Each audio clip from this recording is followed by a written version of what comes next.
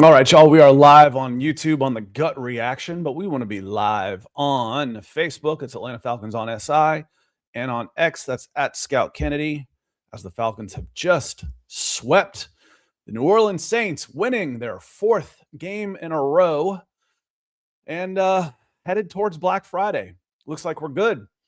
Welcome in, everybody. This is the Gut Reaction on the Falcons podcast. The Falcons have just swept the New Orleans Saints 19-17 in a game that was, let's say, shall we call ugly? It looked like two teams that had been eliminated around Thanksgiving playing in a Week 18 matchup. The Falcons finish 8-9 and can claim a tie for the NFC South Division crown. And at least this time, as they win down the stretch, they're not just, winning down the stretch after being eliminated. They're not just screwing up their draft position. But are we going to end up seeing a replay of the 2019 season where they finished strong and then stuck with the current regime that included Raheem Morris at the time, Dan Quinn's team, and then, went one more year and then started the season 0-5 the next year? Is that what's coming? Looks like people are starting to come in. I was a little worried. I guess y'all just got your alerts. I was a little worried. I'm like, there's nobody in here. Who am I going to talk to? I'm going to talk to y'all. So I want to say hello to some folks.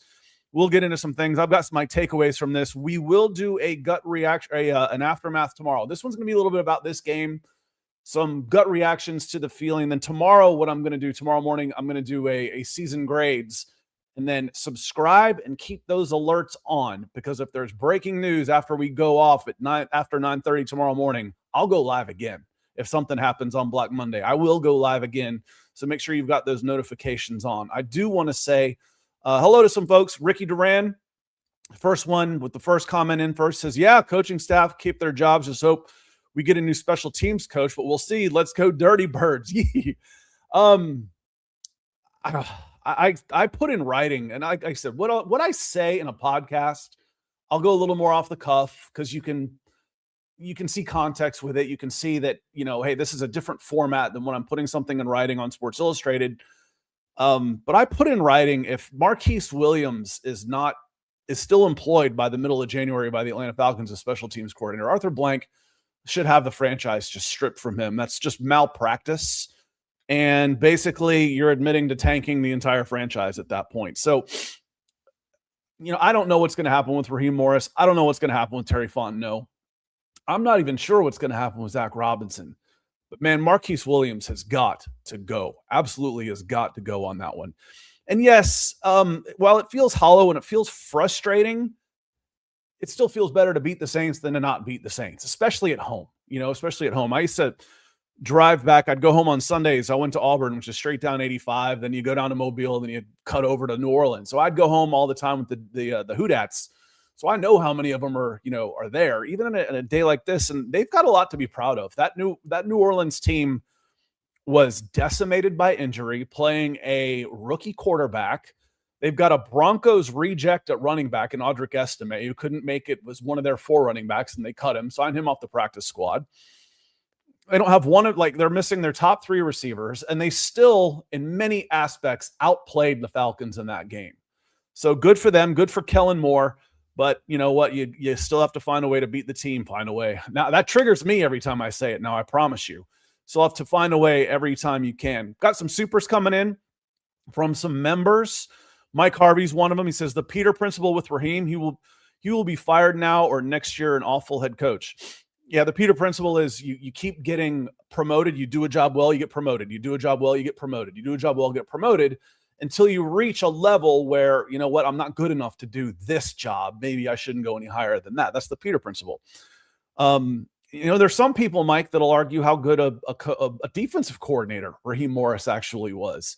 There's arguments to be made that, he was not that great to begin with, but I think he's done a pretty good job as a defensive coordinator through the past, and a lot of it's personnel. We've seen that, y'all. I mean, you can't be completely inept like Jimmy Lake was last year. Then it doesn't matter who you've got. If you're just going to run a base prevent defense and everybody running backwards at the snap, then that matters, but you don't expect people to be that inept with some level of competency. It comes down to players. But will he be the head coach? I'm hoping we find out in the next 24 hours. There seems to be a lot of leaning here recently that he will be back, from Diana Rossini, from Adam Schefter. I'm not sure who else was in there, but there's people that have said that, they kind of expect him back at this point. And the person who is, why am I getting messages now? Stop binging me here. And the person who is, most on the hot seat is Terry Fontenot, actually. Which ironically, Fontenot has had his best couple of off seasons, Kirk Cousins notwithstanding. If I make the comparison to Kyle Pitts, Kyle Pitts was drafted as a young 20-year-old tight end, played his first 3 games. I think he's got a late September or even an October birthday, played his first month in the NFL as a 20-year-old.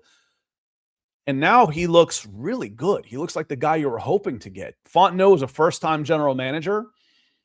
At least the first year was pretty dreadful with his draft. Swung big and did some things that didn't work out for him going out of the box. Hasn't had a winning season in 5 years. There's only one other general manager who has been a general manager for at least 5 years out of 18. There's 18 general managers that have been in their position for at least 5 years. There's only one that has had a 5-game streak to start his tenure without a winning season. Only one. You don't usually make it to year 6 if you don't win your first 5 years. Only one. But like Kyle Pitts now looks like a top 5 tight end.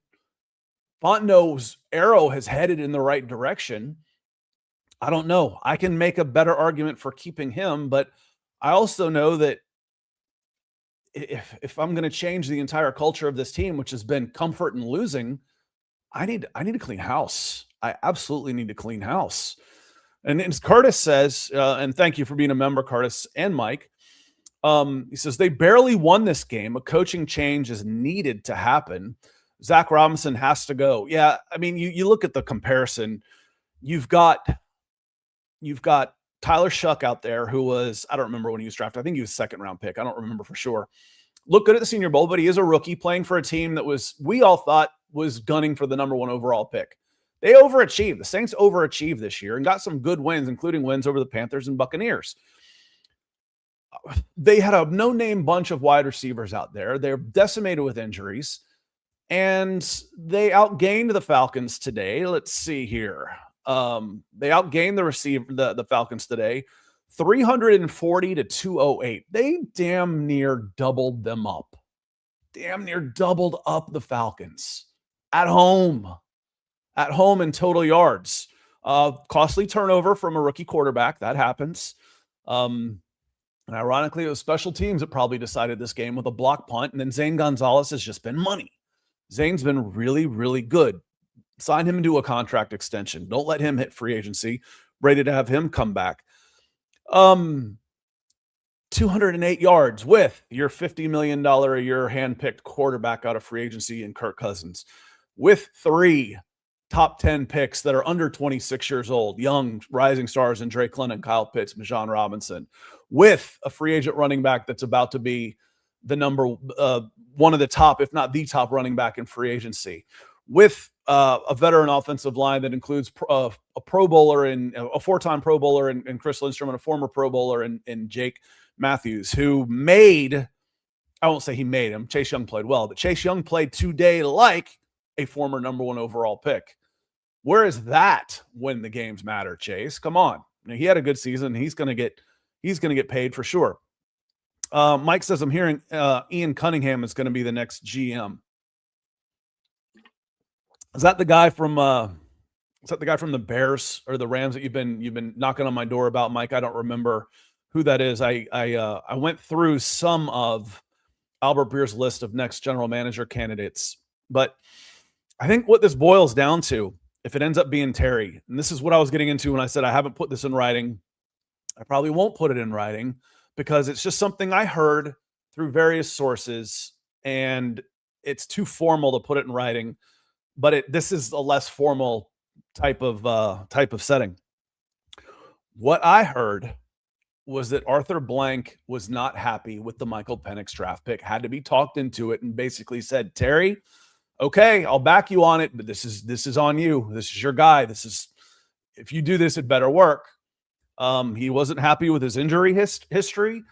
He wasn't happy that he just spent $100 million on Kirk Cousins. When Kirk Cousins went and asked for a move, Arthur had said, and again, I'm hearing this secondhand, Arthur Blank had told him, sit tight, don't go anywhere. This kid's injured all the time. I want you here. So you can seek a trade, but I'm not eating any of your contract. So I want you here. What this lends me to believe is if there's a power struggle of any kind, if Terry's out, that's why. It was the Kirk Cousins, Michael Penix thing. That's why. Plus 5 straight losing seasons. Winning cures all. We know that. Which leads me then to believe, excuse me, would Arthur Blank bring Kirk Cousins back? Would Kirk Cousins restructure a deal to push more money into the future? Which would be moronic. God, that would be so bad to do something like that. I certainly hope not. I hope that doesn't happen. Mike, thank you for doubling up on the super chats. Want to say hello to some more folks that have come in. John, thanks for being a member. He says, what about CJ Henderson opposite AJ Terrell? He did some good things. CJ was off the practice squad, and CJ did do some good things, and he'll be a free agent. Hell, he was a free agent during the season. That's why they were able to get him on the practice squad. So I would have him back into camp. I want more competition at that spot. The Falcons have been woefully. They have not spent enough. They have not put enough resources towards the defensive backfield. The last day 1 or day 2 pick, that's first, second, or third round, the last day 1 or day 2 pick that they took at cornerback was AJ Terrell. What was that, 2020? So that's 21, 22, 23, 24, 25. That's 5 drafts. It shows the depth and talent back there isn't so good. D. Alford, I put him in my keys to the game. In my gut reaction that I just did, my takeaways that I just posted before we came live. It was a redemption season for him. Playing in that prevent defense puts D. Alford in a lot of space. And what do defenders not like? They don't like space. They want to keep things tight. They want to keep things in front of him. Jeff Ulbrich recognized this, and D. Alford played a lot closer to the line of scrimmage. He had a much better season. But you see the physical limitations, other than the size, because he's not very big, why you don't want to put him in space when he gets a gimme pick 6. And I may have put that in pick 6. It wasn't a pick 6. He didn't return it all the way. I need to edit that out of my my article. Gimme pick 6. It should have been a pick 6. And he's run down by Audric Estime, 230 pounds, 4'6'8", 5th round running back practice squad. And Tyler Shuck was going to get him too. That just goes to show you he doesn't have the elite tools that you need to be able to play in space in this league as a cornerback. So D. Alford had a really good season, but he is who he is, and he should be a 4th guy on a team out there. Mike Hughes at best should be a 3rd. The Falcons need a number 2 out there, and they need some depth at cornerback position. Could CJ Henderson be a 5th guy? Wouldn't be bad, but they need a number 2. They absolutely need a number 2 because then everybody else moves down a notch. Mike Hughes isn't a great number 2, but he's not a bad number 3. Billy Bowman coming back will help, but hell, he only played 6 games this year. He was banged up. So, Corey says, amazing what a competent QB and kicker can do for you. Yeah, Kirk didn't have a great game. I mean, the overall numbers were, pretty poor. 18 of 32 with a touchdown and interception. That interception was just a great play. Those guys are paid to make plays too. And he made a great play. But it was Darnell Mooney has been a waste of space this year. And I'll be looking forward to him being released and off of his contract. Falcons save about $7 or $8 million moving on from him. And it might be more than that. I might be getting confused with somebody else. But he's gone. He would have been better off out there playing with 10 guys at times. Then at least you're not throwing it to somebody who isn't going to catch it. You can at least throw it to somebody that might catch it. So, but again, we've seen through the last year and a half how having no kicking game changes the way you have to call a game. You get Zane within 55 yards, and it's been good for the most part when the blocking holds up and they don't block it. But yeah, not overall, not a very good game today. As Maurice, thanks for being a member, Maurice. All we had to do is beat the Jets. Yeah, it's not just that you didn't make the playoffs again. It's that it's even not that you finished 8-9. It's that you were eliminated from the playoffs after Thanksgiving with a month to go in the season in a division that was won with an 8-9 record. That's horrendous. The Buccaneers did not win it. The Carolina Panthers won it for the first time since, I think, 2015.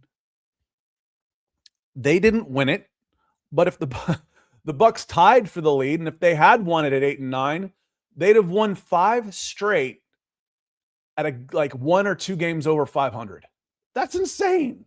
That's insane. So when people talk about the opportunity to grab this division by the throat, this is what they're talking about, the midness of the NFC South. And we called it yesterday.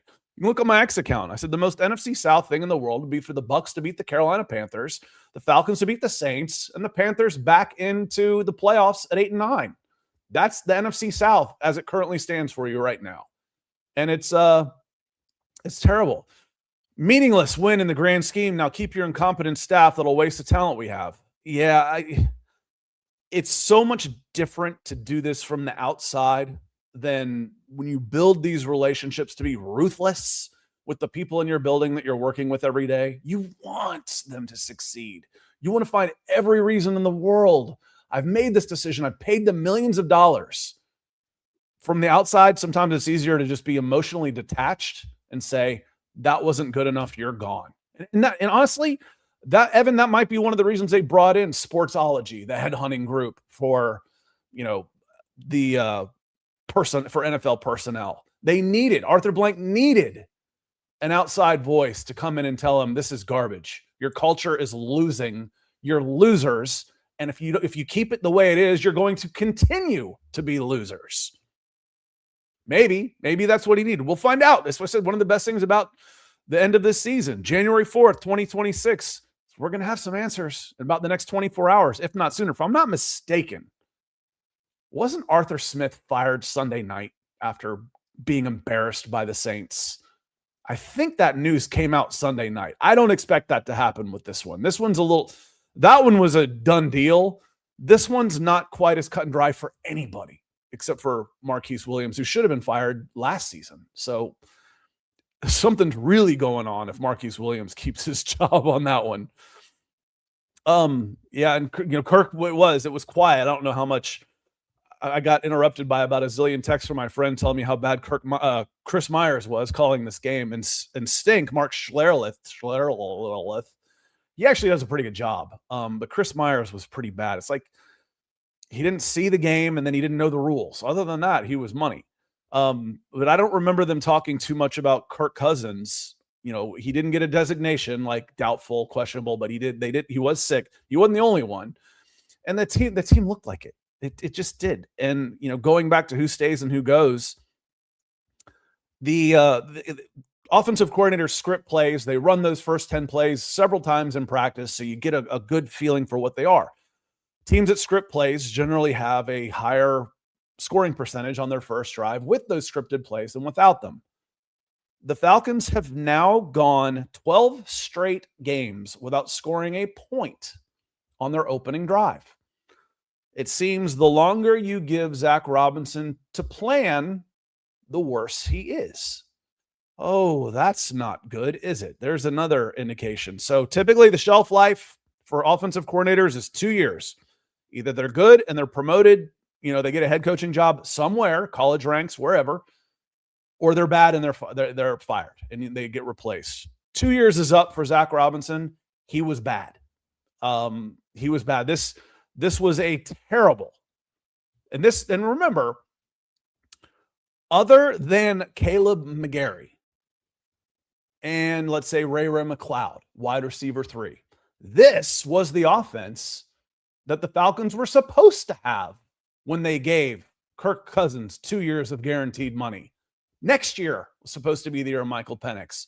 He had offensive line. The only ones that are missing were Caleb McGarry and maybe Ray McLeod, if you want to count him.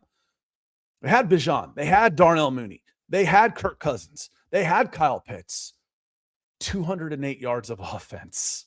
And let's see. And as usual, the third down efficiency, 4 for 14. They're awful on third downs all season long, awful on first drives. The special teams were a disaster. And that was where the season went up in smoke. If you're even league average on third downs, if you're even league average on special teams, where there's not that big a difference. It's not hard. There's not that big a difference between first and normally what's last in special teams across the NFL. It's marginal. Well, we saw special teams lose a game for the Saints today. We've seen them lose 2 or 3 for the Falcons this year. For sure. So it was ugly out there. Let's go through some more of the let's go through some more of the comments. Jay, good to see you there. Hope you're doing well, my friend. Says, I think we can do better than Raheem. I think a lot of people think that as well. But the question you have to ask yourself, and this is how I posted it when they did the general manager, the possibles from Albert Breer on Sports Illustrated, was just firing somebody is part of the equation. Who are you going to replace them with? You need to have somebody in mind. You need to have a realistic chance at that. Now, I don't think it would be that difficult to upgrade over Raheem Morris. I might be biased from watching this bad team and this underachieving team for 2 years and the clock management and the 8 seconds left and you're one play away from field goal range before halftime and you take a delay a game. I mean, when we talk about losing games in the margin, the Falcons have been in 44, now 45 one-score games, 22, 23, 24, 25 in the last 4 seasons, 45 games. They're close games. Those are the margins. Those are 3 points you could have had that you just pissed away through poor execution, poor coaching. How often do we see that? This is the NFL. You win in the margins. You win on third down. You win in the red zone. You win on special teams. You win in clock management. The Falcons lose on all of those. They lose on all of them.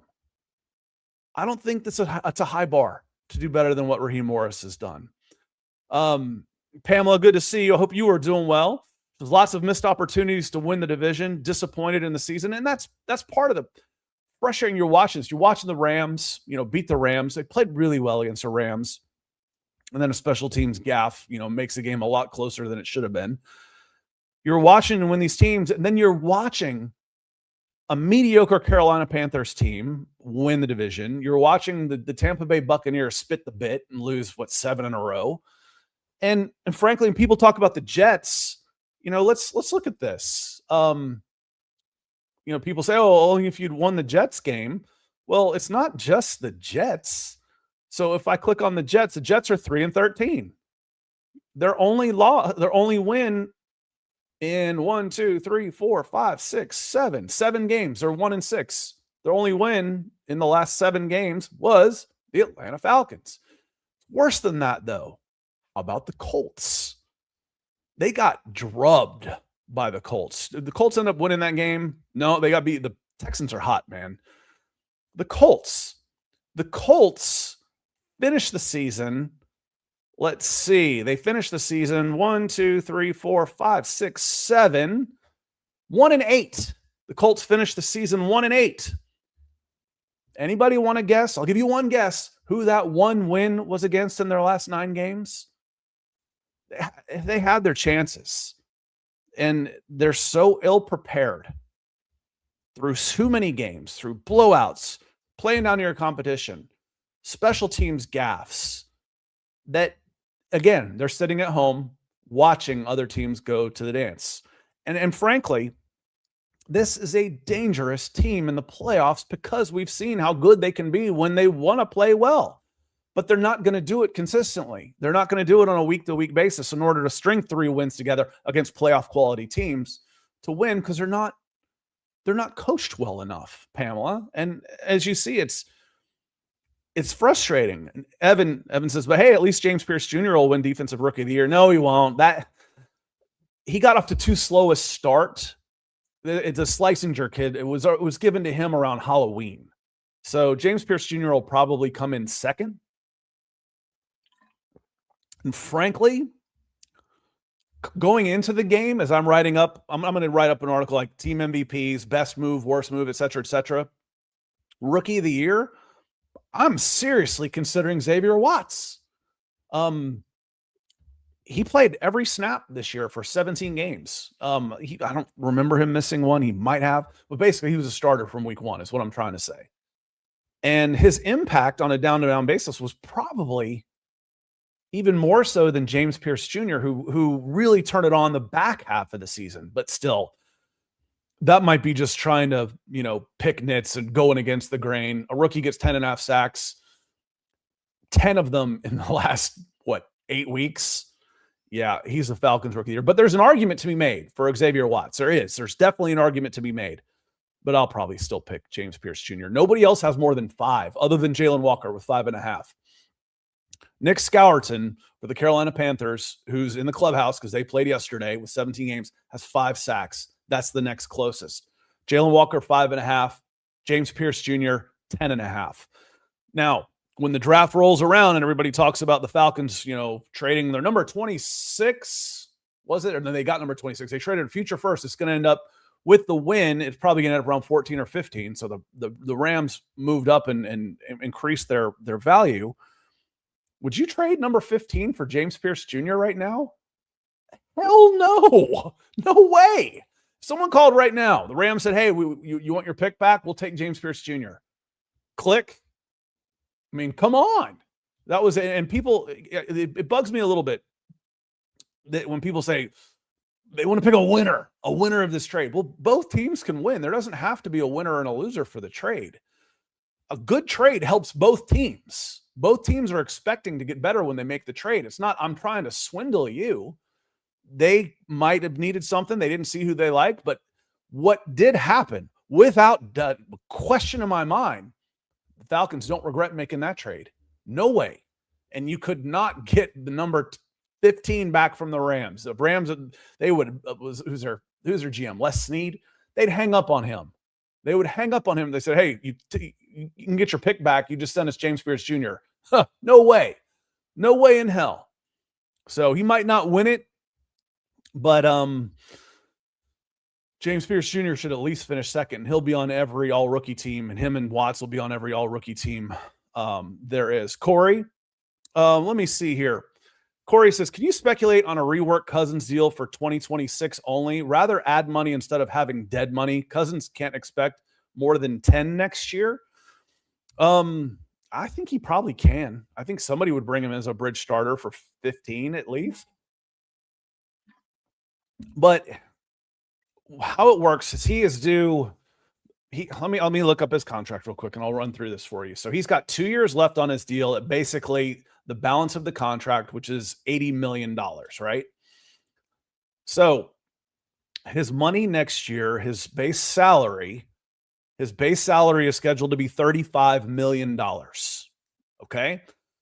So, and his dead money is $35 million. So if you cut him, you save $22.5 million, and you can spread that $35 million across 2 years.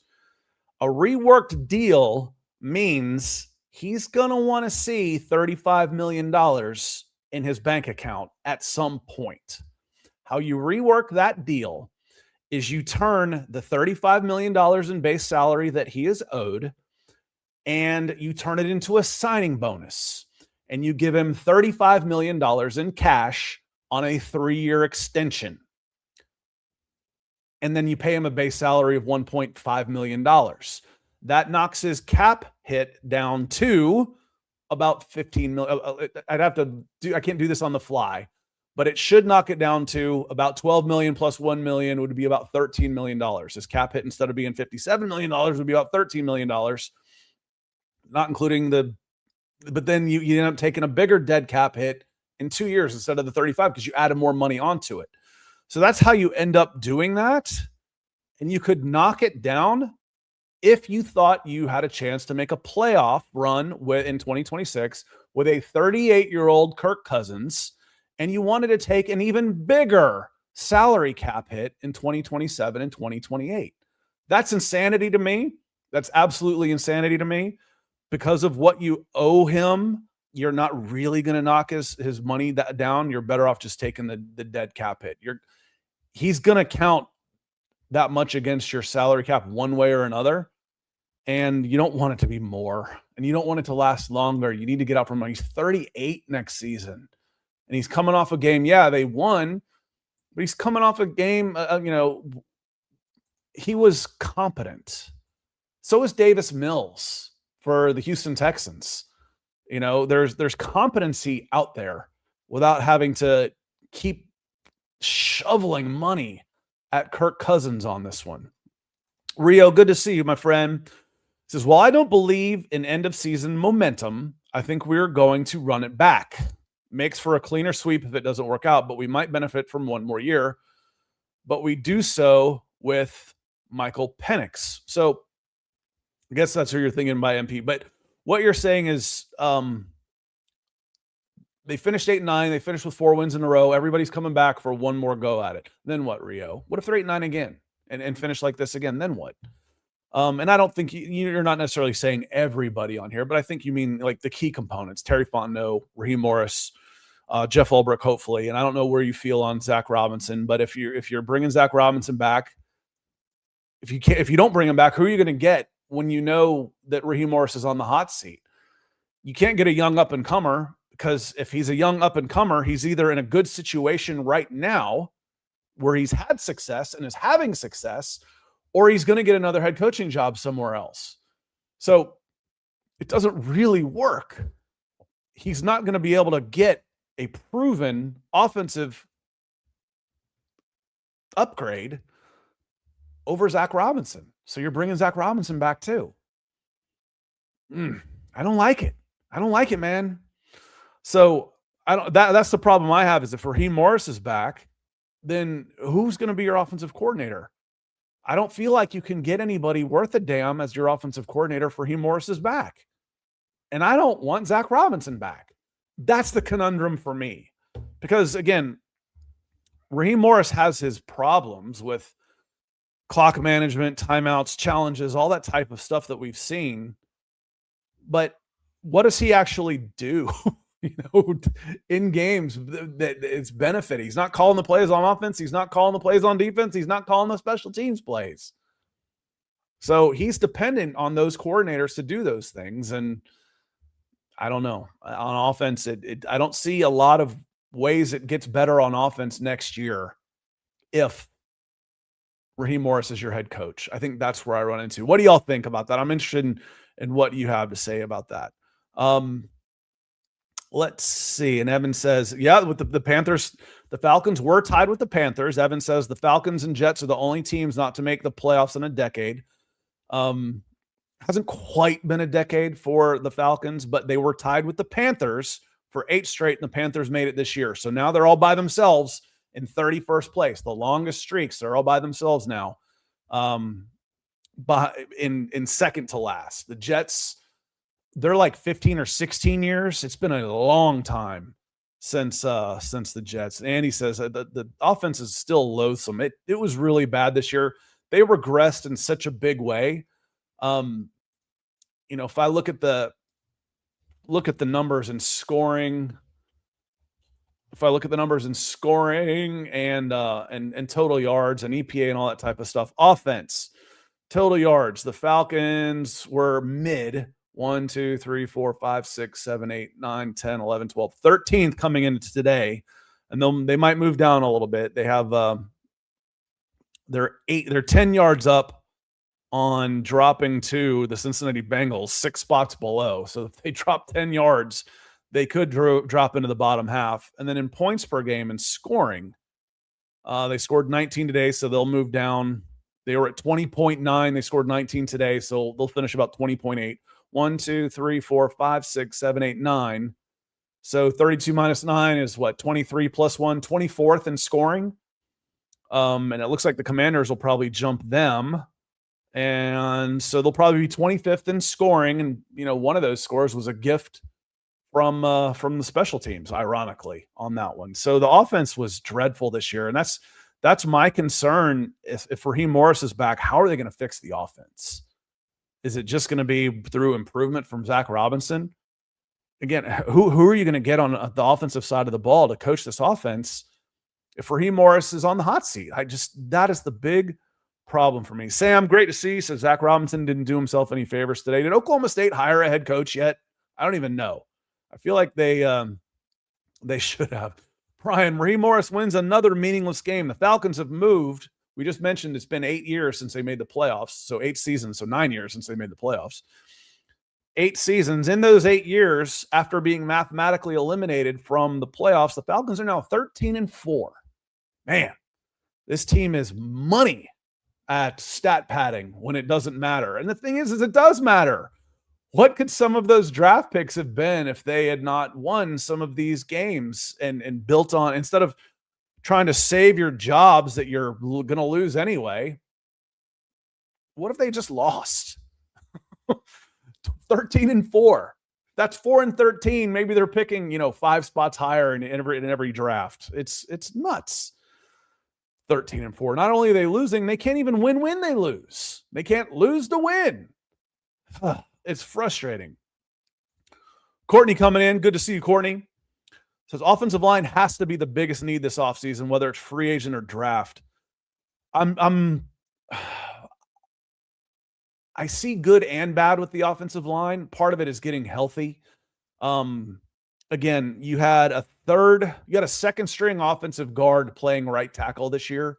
He played all year. He played all 17 games. Eli Wilkinson, aside from 2 false starts every game, played okay.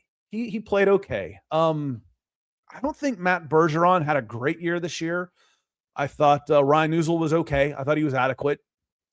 Lindstrom's Lindstrom, but you really do. I agree with you on this. You've really got to start thinking about offensive tackle, right and left.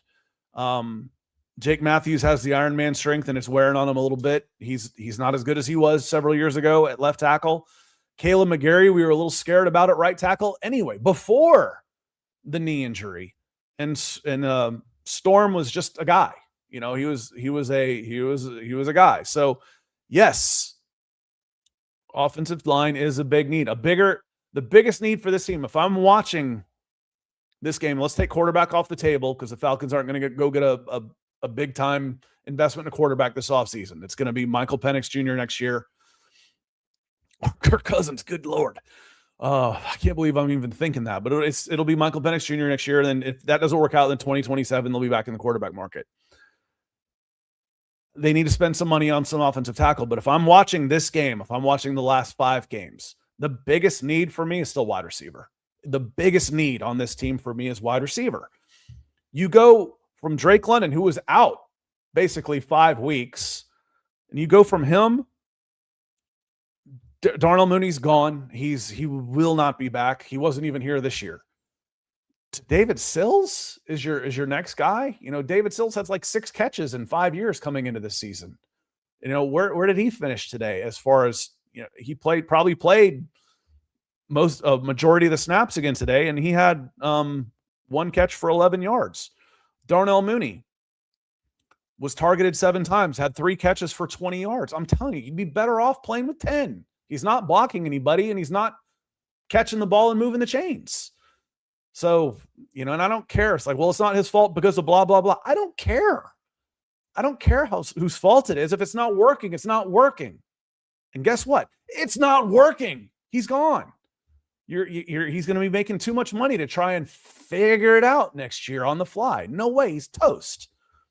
So you've got to have another wide receiver. And after that, for me, it becomes, you got to have 2 wide receivers. After that, for me, it becomes cornerback. Again, the lack of investment at cornerback really shows.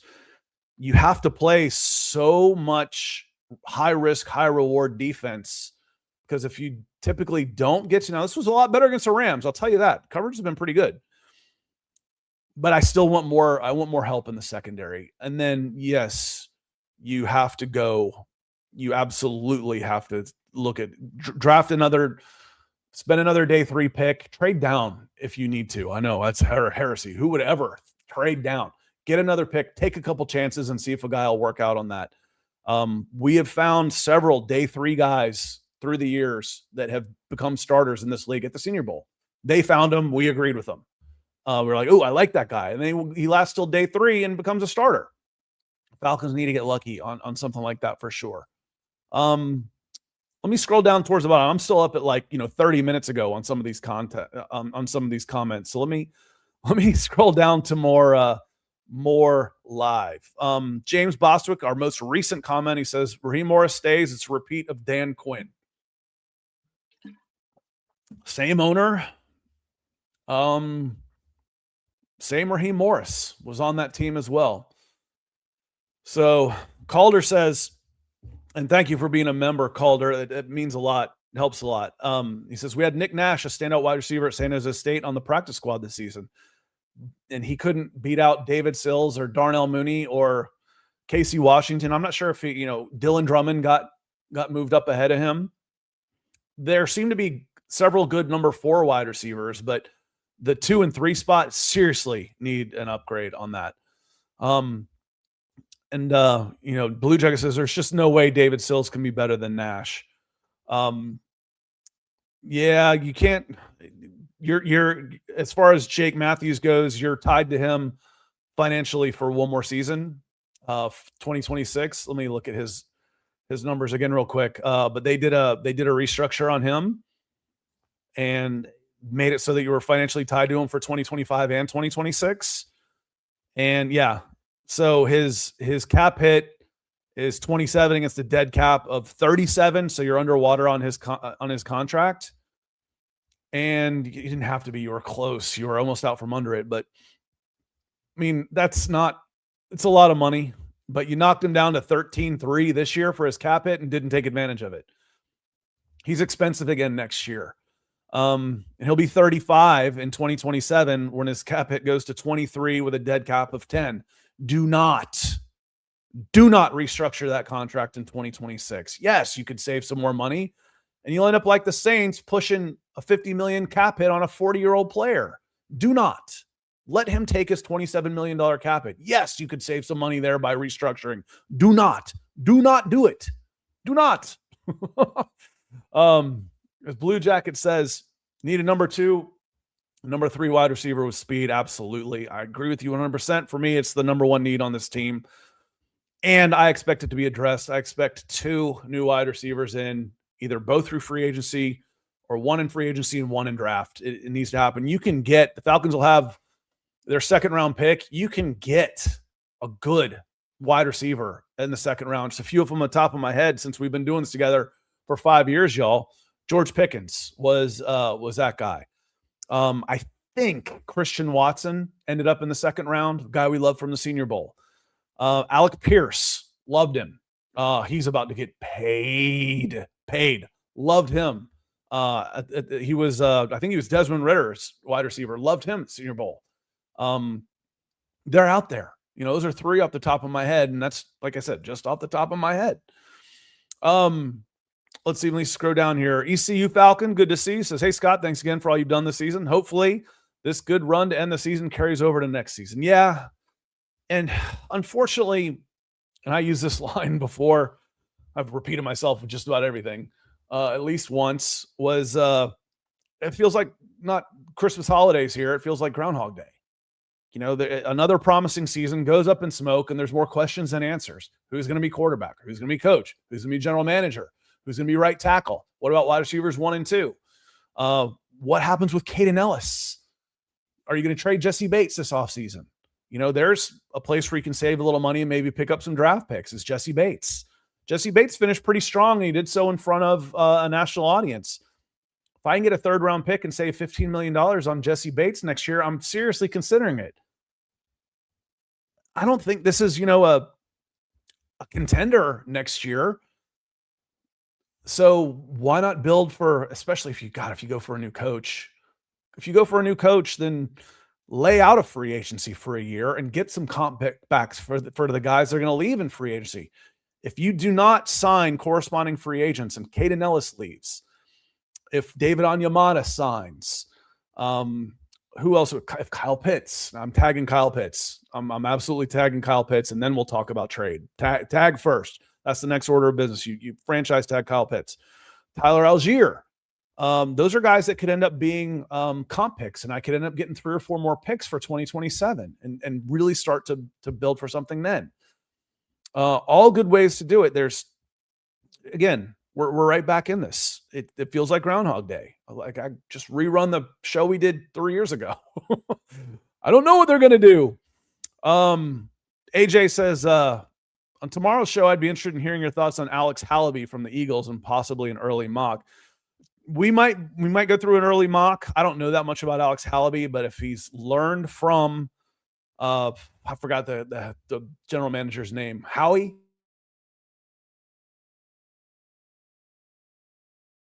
Is build with athletes, move on from there. If you're not strong in the trenches, it doesn't matter how many shiny toys you have. You can't get them the ball, and on defense, you can't cover long enough against everybody else's shiny new toys in this league if you are getting beat in the trenches. So that would be good for me. Tomorrow we'll also go through season grades, and then we will see about any breaking news. So we might do 2 podcasts tomorrow if there's any breaking news. Corey says the Saints got lucky with Carr retiring. Luck doesn't even start to talk about what happened with him. I mean, they just wiped about $50 million off their books. My God. That's some voodoo down there. People say, oh, they'll get it to them some other ways. Well, that's against the rules. And if they can do it and get away with it, hey, good for them.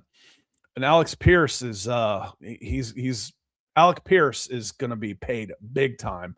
Any free agent wide receivers? G. William Gaming. Let's hit this tomorrow and or Wednesday. We'll go back through it. We did a show like that a couple of weeks ago. Problem is, a lot of those guys won't hit free agency, but we'll look at guys that are pending. Darius Allen, good to see you. Looks like you've been putting in the work. He says, so we all saw Drake London get livid. Is he here next season? He will be. Well, I've said this before. I want to be clear on this. The next order of business should be extending Drake London. Chris Lindstrom was a Pro Bowler, All Pro. He was extended between his 4th and 5th season in March. In March, they did it, right around free agency, and they did it before the draft. Drake London is one of your most valuable trade pieces. He's one of your most valuable players, period. He's 24 years old and plays like a Pro Bowler, even though he hasn't ever made a Pro Bowl. Would have this year if not for injuries. They're using him like a running back, and he's getting hospital balls thrown to him on slants over the middle. So if you get any indication, you make him a huge offer, and I said that Garrett Wilson's 4-year, $130 million, 3 years, 90 guaranteed, that's 30 a season, will be a good baseline for Drake London. 30 a year, 3 years guaranteed, $90 million. That's a good baseline for him. If he doesn't show any indication of being willing to sign an extension, a new contract with the Falcons before this draft, they need to trade him. If you cannot lose him, you cannot lose him for nothing. You would get at least a 1st-round pick in this draft and change. You would get lots back. You need the 1st-round pick this year. Now, you could try and wait and keep working, and then in August, and then make a trade for 2027. But he's under contract for 2026. You have that done. That's his 5th-year option. If he does not show an indication of willing to sign, then you need to trade him. But you've got to know that. That's what the general manager for the Atlanta Falcons has to work on signing him. They cannot let him get to August without a contract extension. They can't do it. Cannot. Because I think he is a pillar of this franchise. So I'm not advocating by any stretch of the imagination to trade Drake London. I am saying if he doesn't want to be here, you can't let him walk for nothing. You can't. You cannot. Not an asset like him. You see how valuable wide receivers are. You cannot. Is he here next season? Yes. Arthur Blank will dig deep into the checkbook and he will pay the guys he wants to keep. Very rarely has Arthur Blank wanted to keep a guy and seen him leave. It hasn't happened very often. Not like Falcons fans my age, we all knew that good players were going to be gone. The Smiths weren't going to pay him. Doesn't happen now. Did the defense get to 60 sacks? I don't think so. I think they were at 57 or 58. Still a new record, setting records. Hell, that was on the I think put on the title of the show was setting records. Record set. Despite being held to his lowest output of the season this year, what do you have? 42 total yards. Bijan Robinson moved up to 12th all-time single season history of the NFL in yards from scrimmage. And I'm going to come back to that one because it's kind of amazing, actually. And then the Falcons set a new franchise record for sacks. I think they had 57 or 58. The previous record was 55. In a season where they have the record holder for yards from scrimmage and sacks, that's offense and defense, this team was eliminated from playoff contention the first week of December. That's sickening. That really is sickening. There's some, for how good some of this stuff is, it just shows you how bad other aspects of this team were. And that's just awful. It really is. 8-9 wins this division, and you're out of it in the beginning of December. Somebody's losing their jobs over that, I promise you. Going back to Bijan Robinson. Oh, but he had 17 games. I wanted to hear because he had a chance to move up to number 2 today, but he got shut down. The Saints shut him down. And argument was, the argument against that was, well, he did it in 17 games. I'm like, yeah, but think how much the game has changed in the last 10 years for running backs. Running backs don't get 25 carries a game anymore. The leader this year is Jonathan Taylor, I think, and he's at like 19 and change carries per game. The leader last year was Saquon Barkley at 21.2, 21.3, and he was the only running back over 20 last year. So Bijan Robinson was sitting after 16 games was at 16th in his total yards from scrimmage. And in a 16-game season, only 3 times was there a player who had less touches that was in the top 45 of yards from scrimmage of all time in a single season. It was the same player every time. It was Marshall Faulk, and Marshall Faulk. Marshall Faulk is number 2 on the list. And he had 310 touches. So he finished almost 2,400 yards on 310 touches. Bijan had 2,255 coming into the game on 348 touches. So 38 more touches than what Marshall Faulk did in 1999 on that Greatest Show on Turf. Just unbelievable. 310 touches in 16 games, and he's number 2 all time in yards from scrimmage. That is arguably he was a 1,000-yard receiver and a 1,000-yard rusher. That's arguably the best season by a running back in NFL history. Were some of the records that got broken on there. So Bijan moved up to 12th all time, even with just as few yards as he did have today. He moved up to 12th all time today. Lord, let's keep Nate Ollie. Did a great job on the defensive line, and we didn't mention, we should, that it looks like Brandon Dorlus avoided a serious injury. Now, being out for a month with a hamstring is no joke. But he's got plenty of time to rest and rehab and not try and rush that because, frankly, I don't trust the Falcons medical staff to not have a player get re-injured in the middle of the season. So that's another. And we had a rookie with 10.5 sacks, talking about all the good things that this team did and still finish 8-9, was eliminated the week after Thanksgiving. It's unbelievable. It really is. It's just Falcons. It's Falcons for you. So let me see, as we're talking, see if there are any other points I wanted to hit, because I'm just about to get out of here. We're coming up on an hour. Let's see, just, going through my, my takeaways from the game. And Corey says, I thought Dorlus tore something, may have just scared him. I talked about it right after the game. You can hear something pop in that area. I did with my MCL, but it didn't tear. And it was about 4 weeks that I was limping around. So I was hoping for good things that, I didn't see them do a stability test or a mobility test on his knee, but it was good things for him. And frankly, I don't want him in the hands of the same medical staff during the offseason. New record for sacks. The streaks, we talked about that. The poor streak, 12 consecutive games without scoring a point on your opening drive. Special teams. How ironic was it, that after special teams being so bad all season, to beat the Saints with some special teams voodoo on that one. We talked about Bijan. Went in on the class of 2025. That was one of them. If this is General Manager Terry Fontenot's swan song, 2025 was money. It was a good draft. The trade up worked. Even the trade up to get Xavier Watts, it worked. Jalen Walker had a solid rookie season, and he's almost an afterthought right now. Battled injuries a little bit. Need to get Billy Bowman back. But those three would make this draft a hit. Just Jalen, James Pierce Jr., and Xavier Watts. You got 3+ starters, it looks like, coming out of this. And Sam says we should still bring in competition for Zane Gonzalez. Absolutely. There's no guarantee he's going to re-sign, and Lenny Kruger could be that guy too, but he's going to be a free agent as well because he's on the practice squad. Lenny Krieg, the German kicker, he'll be a free agent as well too, but I would think he'd want to stick with Atlanta. And then finally, one of the others was, let's get down to business on Drake London, pay the man. Talked about D. Alford also, a redemption season for him. He should get a raise. He signed a non-guaranteed contract in the preseason. And, people said, why is he even back? Because he was cheap.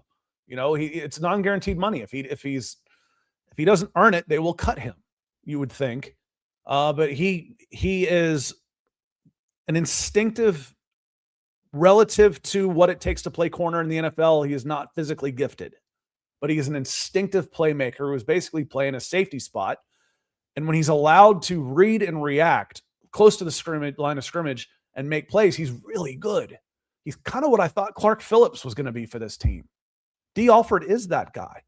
So the Bryce is wrong, finishing up saying, hey, Scott, glad we got to end the year sweeping the Saints. Yeah, it's definitely better to, you don't want to lose. It's the Saints, I know Cam Jordan is just playing a role and, but I'm tired of it.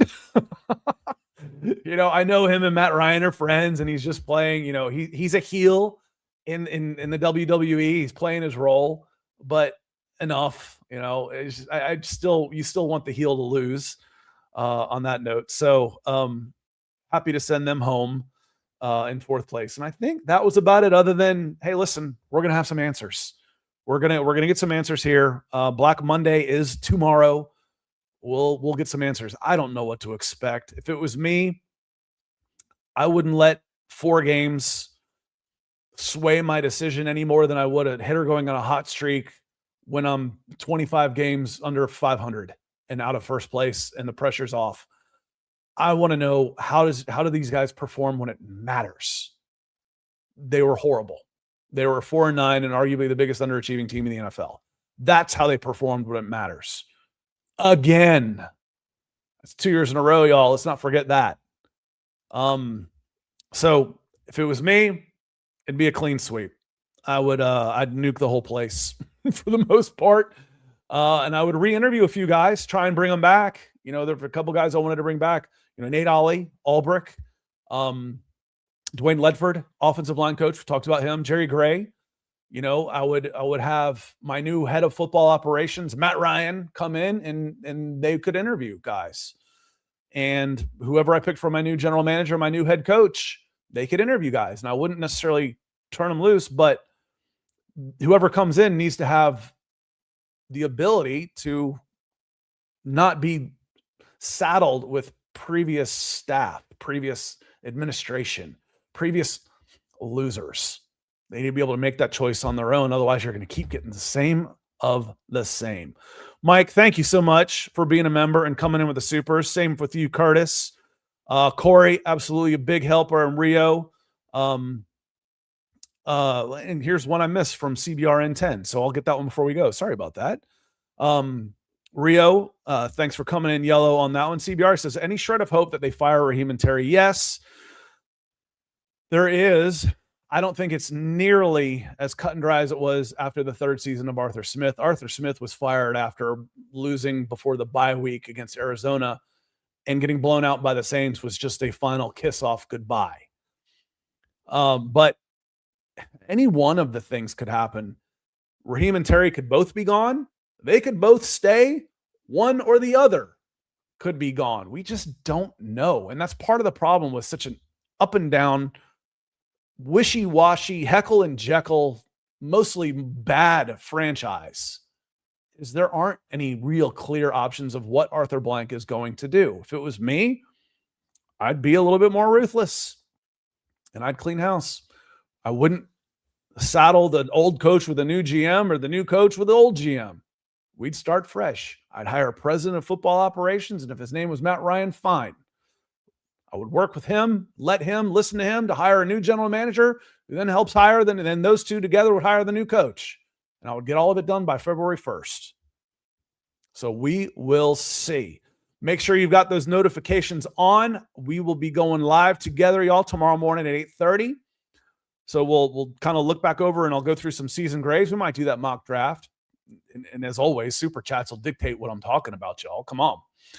And then, like I said, make sure you have your notifications on, because if something happens, it might not happen by 9:30, but it might happen by 2:30 tomorrow afternoon, and we'll go live again, I promise you.